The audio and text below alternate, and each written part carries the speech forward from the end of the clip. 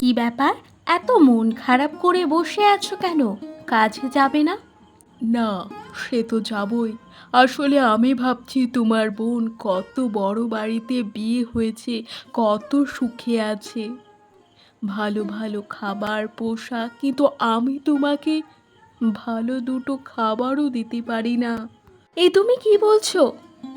এসব নিয়ে আমি ভাবি না। হ্যাঁ, আমি মানছি আমরা গরিব, তো বিশ্বাস করো এতে আমি খুশি। এসব নিয়ে তুমি আর ভেবো না তো। তারপর দিনও সে তার কাজে চলে যায়। বড় বাড়ির মেয়ে হয়েও এই গরিব পরিবারে মানিয়ে নিচ্ছে দেখে দিনু ভীষণই খুশি ছিল। হ্যাঁ গো, কাল যে তোমায় বলেছিলাম আমার একটা সোনার বালা লাগবে, তার কি হলো? দেখো, আমি কিন্তু কোনো অজুহাত শুনতে চাই না। গিন্নি, আমি তোমাকে সোনার বালা কিনে দেব, কিন্তু আমার একটু সময় লাগবে। তাছাড়া সেদিনই তো তোমায় একটি সোনার আংটি গড়িয়ে দিলাম। এত তাড়াতাড়ি আবার যদি সোনা দানা চাও, তাহলে আমি কি করে পারবো বলো দেখি? এখন ব্যবসায় মন্দা দেখা দিয়েছে। গিন্নি, তোমার কিন্তু লোভ দিন দিন বেড়েই চলেছে। কই, তোমার বোন সন্ধ্যা, ওর বড় তো চাষের কাজ করে, একটা গয়নাও কিনে দেয় না। ওরা তো বেশ সুখেই আছে, তাহলে তুমি এত চাচাও কেন? এই দাঁড়াও, তোমার কাছে সামান্য বালা চাইলাম কি না, তুমি আমার বোনের সঙ্গে আমাকে তুলনা করলে? সন্ধ্যা কিনবে সোনা দানা, ওদের খাওয়াও ঠিক মতো হয় কি না সন্দেহ, আর তুমি আমাকে ওই সন্ধ্যার সঙ্গে তুলনা করছো? রে দিনু, কাজের টাইম তো শেষ হয়ে গেছে, এখনো কাজ করছিস কেন? আসলে যা কাজ করি তা দিয়ে সংসার তো চলে যায় কোনো মতে, কিন্তু গিন্নির সকাল রাত কিছুই পূরণ করতে পারি না। তাই ভাবছি একটু বেশি কাজ করি। গিন্নির শাড়িটা ছিঁড়ে গেছে অনেক দিন হলো, তাই ভাবছি। আই তুই বেশি কাজ করে তোর গিন্নির জন্য নতুন শাড়ি কিনবি, তাই তো? কিন্তু দিনু, জমিদার মশাই আমাদের পরিশ্রমের দাম দেয় না, তুই যতই কাজ করিস না কেন। টাকা বেশি দেবে না, তাই বেকার কাজ করিস না দিনু। পর জমিদার একে একে সকলকে টাকা দেয়। এ কি জমিদার বাবু, আপনি আমাদের অর্ধেক টাকা দিচ্ছেন কেন? তাছাড়া আজ আমি অনেক বেশি কাজ করেছি, এখানে সবাই সাক্ষী আছে। আর এই কটা টাকায় আমাদের সংসার চলে নাকি? আমাদের অন্তত পুরো কাজের টাকাটা দিন। তোর দেখছি খুব বুলি ফুটেছে দিনু। আমি কি তোকে বেশি কাজ করতে বলেছিলাম? তাছাড়া তোদের সংসার চলছে কিনা সেটা আমার দেখার বিষয় নয়। এত কথা শুনতে আমার ভালো লাগছে না। কাজ করতে হলে এই টাকা নিয়েই কাজ করতে হবে। উ, এই টাকা তো অনেক কম। এই টাকায় ঘরে হাঁড়িও চড়বে না ঠিক মতো। সারাদিন কঠোর পরিশ্রম করি। জমিদার বাবু, আমাদের কথা একটু ভাবুন। আমি আর একটা টাকাও বেশি দেব না। যার কাজে আসার ইচ্ছে সে আসবে, আর যার কাজে আসার ইচ্ছে নেই তার আসতে হবে না। আমি কাউকে জোর করিনি। তাছাড়া আমার ব্যবসা এখন খুবই মন্দা। দেখলি, বেশি কাজ করার ফল?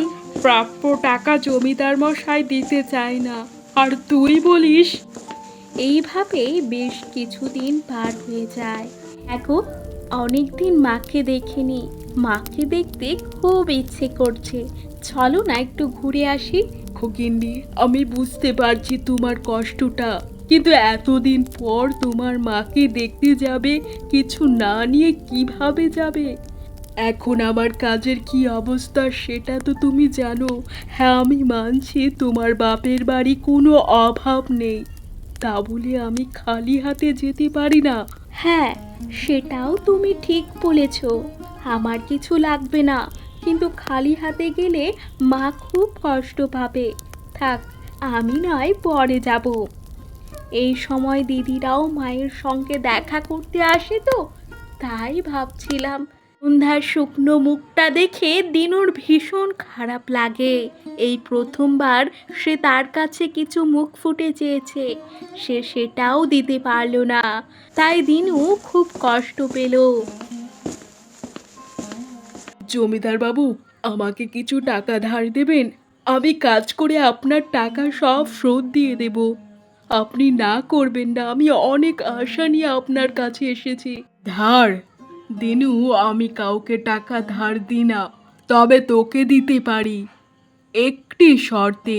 তোকে কিছু বন্ধক রাখতে হবে। দেখ, তবে আমি তোকে কিছু টাকা দিতে পারি। বন্ধক? কিন্তু আমার কাছে বন্ধক দেওয়ার মতো কিছুই নেই। থাকার মধ্যে শুধু বাড়িটি আছে, তাছাড়া আমার কাছে তো কিছুই নেই। তাহলে ওই বাড়িটাই দে, আর কিছু টাকা নিয়ে যা। তবে সময় মতো টাকা শোধ দিয়ে তুই তোর বাড়িটা ছাড়িয়ে নিবি। দিনু আর বেশি কিছু ভাবল না, সে জমিদারের কাছ থেকে টাকা নিয়ে নিল। এই, আজ আমরা তোমার মাকে দেখতে যাচ্ছি। কিন্তু এত টাকা? আর দেরি হয়ে যাচ্ছে তো। আর এই টাকা কোথায় পেলাম? তোমাকে বলেছিলাম না, জমিদারের জমিতে বেশি কাজ করেছিলাম, তাই জমিদার বাবু খুশি হয়ে এই টাকা দিয়েছেন।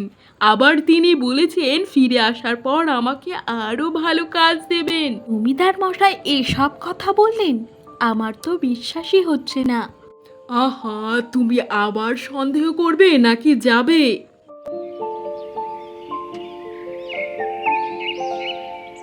ওমা সন্ধ্যা, এত সুন্দর শাড়ি, মিষ্টি, এত কিছু কিন্তু আমি শুনলাম তোর দিন চলে ভিক্ষা করে।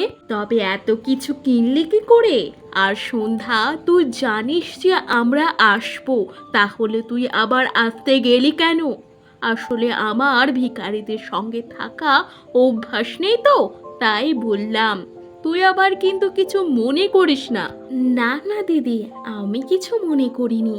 আমি জানি তুই আসবি, অনেকদিন তোদের সঙ্গে দেখা হয়নি তো, তাই দেখতে ইচ্ছে হলো। আহ, তোরা কি বাইরে দাঁড়িয়ে কথা বলবি? আয় ঘরে।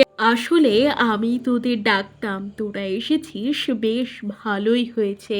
তাছাড়া তোরা ছাড়া আমার আর কে আছে বলতো? আমার বয়স হয়েছে, এত বড় বাড়ির দায়িত্ব তোদের দুজনকেই নিতে হবে। মা, এ কি বলছো? দুজনকে বলছো কেন?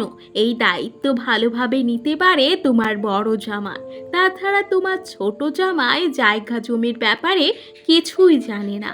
আর তুমি যদি তাদের অর্ধেক জমিও দিয়ে দাও, বলে এত টাকার লোভ সামলাতেও পারবে না তারা দুজনে, দিনেই টাকা শেষ করে ফেলবে। ছাড়া মা, তুমি ওই ভিখারির কুড়ে ঘরে থাকতে পারবে না, কারণ তোমার যা জায়গা জমি আছে তা আমাদের দিয়ে তুমি আমাদের সঙ্গে চলো। হ্যাঁ মা, দিদি একদম সত্যি কথা বলেছে।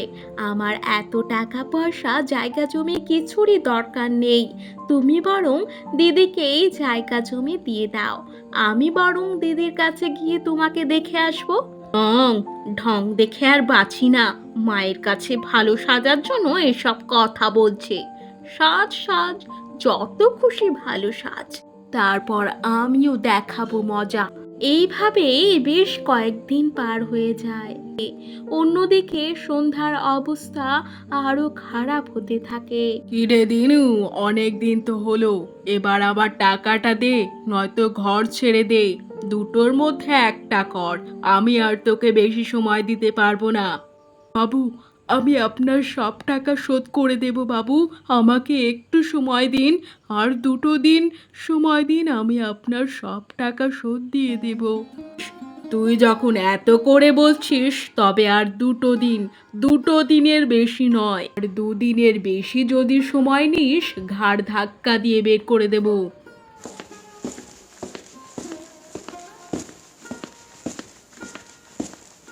কি ব্যাপার, তোমাকে এত চিন্তিত লাগছে কেন?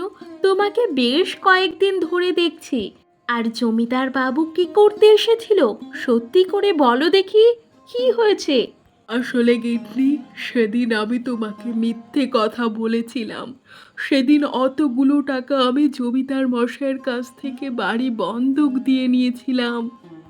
কি? তুমি আমাকে মিথ্যে কথা বলেছিলে? তার মানে জমিদারের কাজ দেওয়া সব মিথ্যে? কিন্তু কেন আমাকে মিথ্যে কথা বলেছিলে তুমি? তুমি একবারও আমাদের কথা ভাবলে না? জমিদার মশাইয়ের টাকা শোধ না দিতে পারলে গাছের তলায় গিয়ে দাঁড়াতে হবে।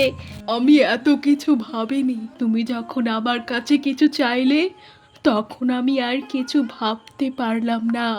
তুমি বিশ্বাস করো গিন্নি, বাড়ি বন্ধক দেওয়ার পর থেকে জমিদার মশাইয়ের কাছে আমি অনেক কাজের জন্য যাই, কিন্তু তিনি আমাকে একটাও কাজ দেয়নি গিন্নি। দিনু চিন্তায় চিন্তায় অসুস্থ হয়ে পড়ে। সংসারের অবস্থা আরো খারাপ হতে থাকে। দিদি, ও অলোকা দিদি, আমাকে দুটো চাল দাও না। আসলে ওনার খুব শরীরটা খারাপ, তাই উনি কাজে যেতে পারছে না। সংসারের হালও খারাপ, তাই দুটো চাল দাও না আমাকে। তুমি চুপ করো বাপু সন্ধ্যা, তোমাকে আমার চেনা হয়ে গেছে। আজ চাল কাল ডাল এমন করে কত কিছু যে নিয়ে গেছো, কোনো হিসেব আছে কি তোমার?